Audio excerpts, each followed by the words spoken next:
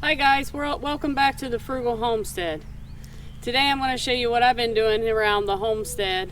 It's early spring right now, so it's still too cold to actually plant in the gardens or anything, but there's lots of things that we can do even at this time of the year to get prepared for the season.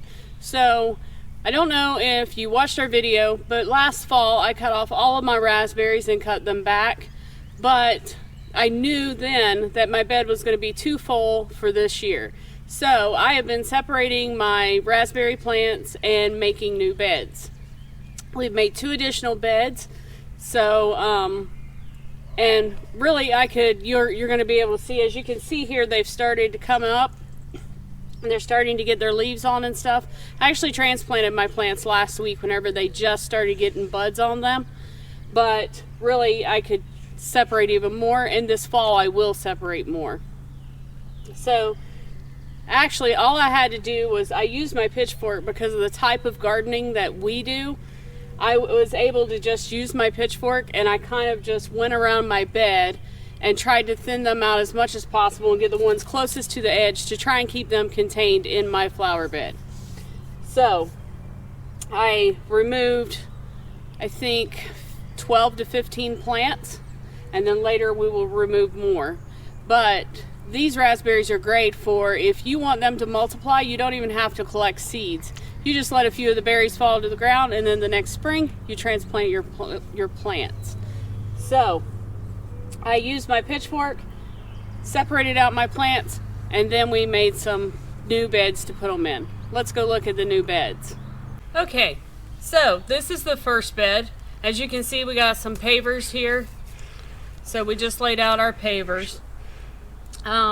With our current situation that's going on, you'll notice that these 2 beds are made out of different things and they don't match. But with the current situation going on, we just used whatever items we had available here on the farm. So we laid our pavers down. We double stacked them so that it's at least 6 inches deep. We dug up the ground underneath. Then we laid some sticks and leaves and stuff in the bed in the bottom of the bed. That way they can decompose, and as it goes down, we'll just add more mulch to the top. We also added a layer of dirt and some fertilizer and some other soil mixture that Tony was just able to gather up around here on the farm, and some compost.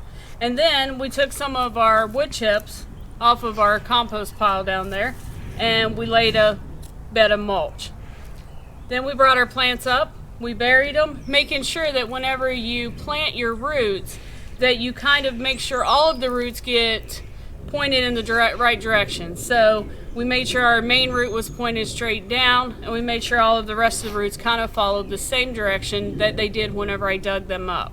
And I tried to leave some of the soil on them from the bed down there. That way it was still the same soil that they were used to until they adapt to this.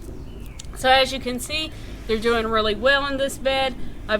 These are the starts coming up on this one because we did dig it early enough that they were still hibernated for the winter. And we got 1, 2, 3, 4, 5, about 5 plants in this bed. I try and space them about 1.5 feet apart because I guarantee you by the end of the year this year, I'm going to have a bunch of new plants coming up. It just happens. Let's go take a look at the other bed. Alright, so this is the other bed. I probably have 8 or 9 plants down through here. And we do know that these are going to get too crowded probably by next spring. So we will definitely be transplanting out of this. But we have tons of places here on the property that we want to put raspberries. These plants, unlike my thornless blackberries, will multiply like crazy. If I let anything drop to the ground, they're going to be trying to multiply. So I'm going to have some bushes out here, some in here, probably some in the backyard. So wherever you put them, you want to make for sure that you guys are putting them in a place that it's not going to matter, that you're going to be able to control them. So let's talk about the bed.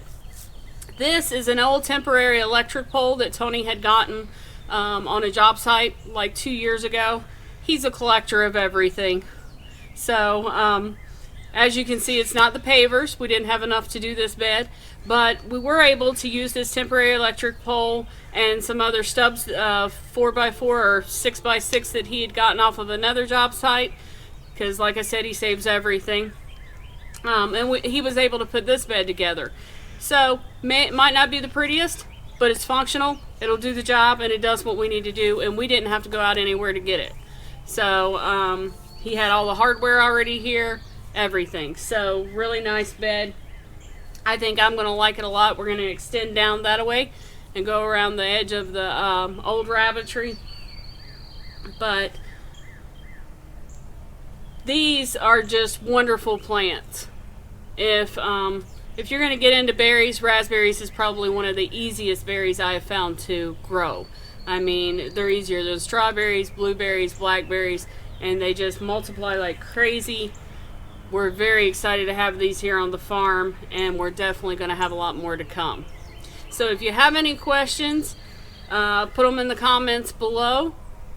Make sure you hit that subscribe button and the notification button so you can see all of our upcoming videos. And just remember, there's still things you can do even though it's spring. There's other things you can do even though it's not time to plant in the garden. We'll see you in the next video.